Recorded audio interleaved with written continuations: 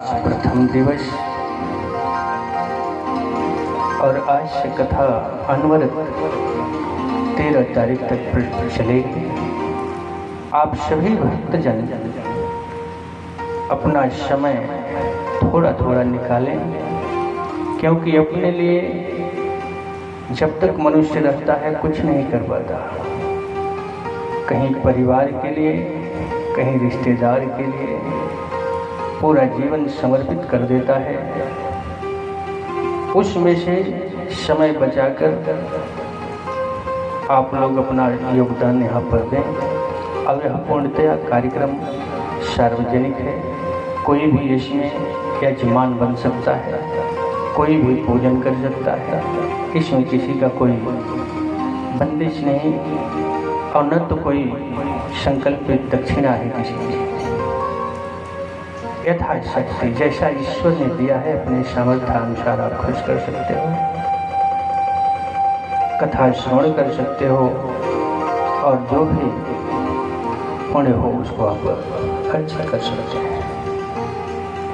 तो आप सभी से हम केवल यही अनुरोध करेंगे कि आप सब आए, अपने इष्ट मित्रों और परिवार सहित कथा में खासकर बच्चों को ले आने का प्रयास करें,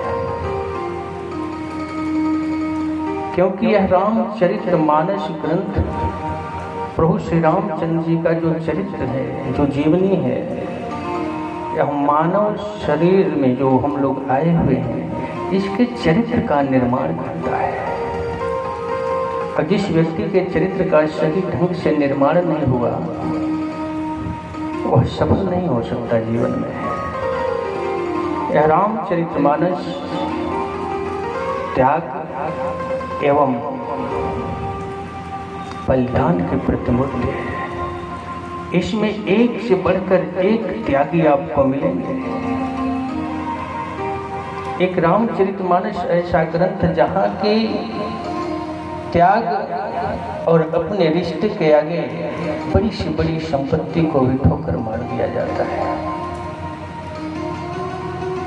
भाई से भाई का क्या प्रेम होना चाहिए, माता पिता का क्या संबंध होता है, बच्चों के साथ बच्चों का कैसा आदर व्यवहार उनके साथ होना चाहिए, ये बड़ी कोट कोट करके गोस्वामी तुलसीदास जी महाराज इससे रामचरितमानस में भरे हैं। राम कथा श्रवण करने का अर्थ यह नहीं कि आप सुन लिए चले गए। इस कथा को अपने अंदर धारण करने का प्रयास करें। रामचरितमानस जो राम के चरित्रों का मनन करने वाला है, इनके चरित्रों पर मनन करें कि प्रभु कैसे रहे होंगे, कैसे उनका जीवन चला है। एक राजा के लड़के को जब वन हो जाता है तो बताइए इतने सुख के जीवन में व्यतीत करने वाले अपने एक एक पल कैसे बिताए होंगे।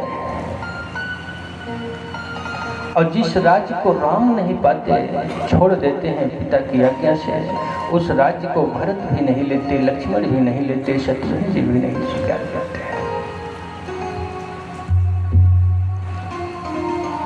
त्याग ही त्याग पूरे रामचरितमानस में है। और यदि देखा जाए तो गोस्वामी तुलसीदास जी महाराज पूरे रामचरितमानस को एक ही श्लोक में बिठा दिए और रामचरितमानस के प्रारंभ में ही वही श्लोक दे दिए, वर्णानामर्थ संधाना रसाना छंदसामपि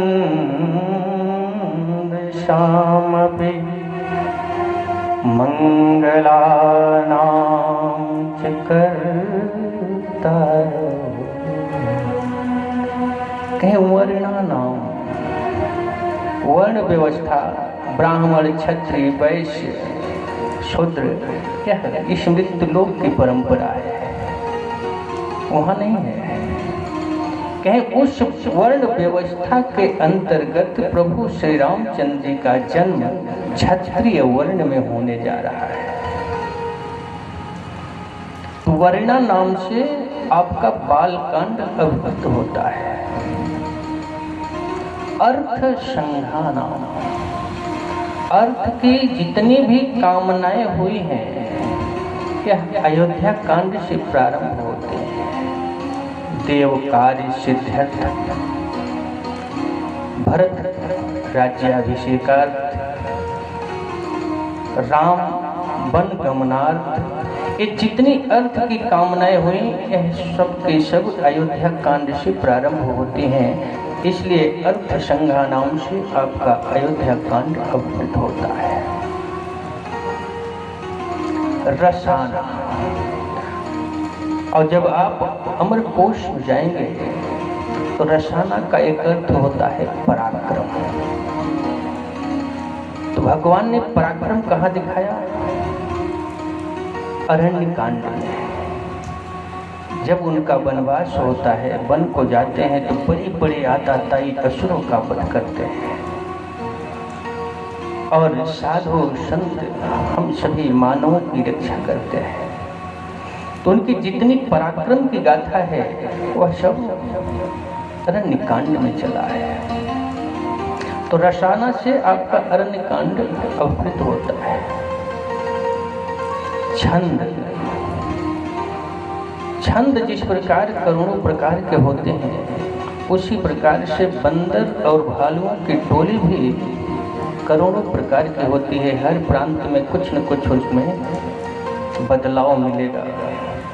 दक्षिण भारत में यदि आप जाएंगे तो बंदर हम आपसे लंबे होते हैं, समुद्र के किनारे पड़े रहते हैं। हम लोगों के यहाँ भी कई प्रजातियां बंदरों की मिलती हैं। कहीं छंद से किष्किंधा कांड अभिव्यक्त होता है। अपि अर्थात सुंदर, तो पूरे रामचरितमानस में सुंदर बात कहाँ हुई है?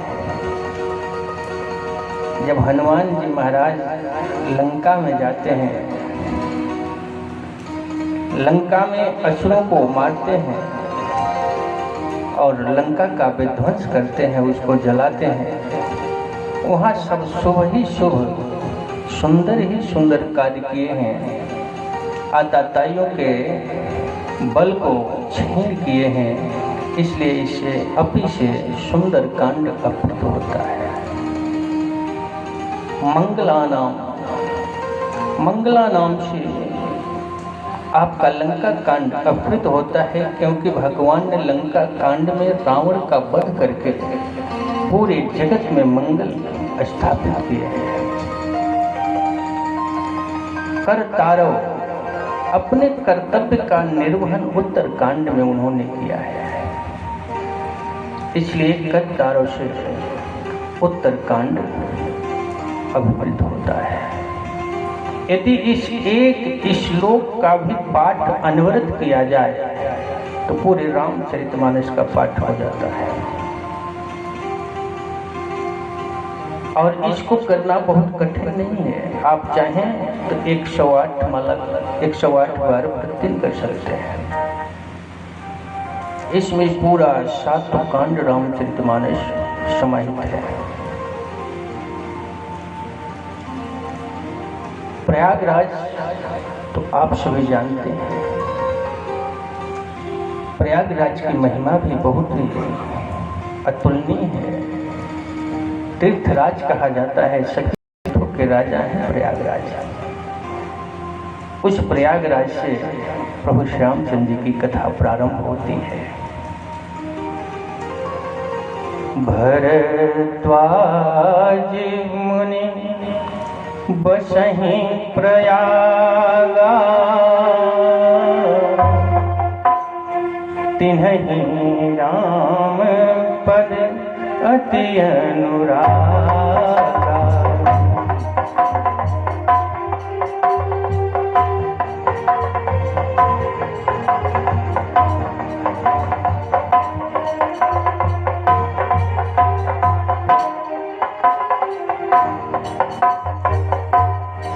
एक भरद्वाज नामक ऋषि हैं जो प्रयागराज में रहते हैं और बहुत ही रमणीय स्थान पर अपनी कुटिया बनाए हैं। और जब भी प्रयागराज में कोई संत आते हैं, महात्मा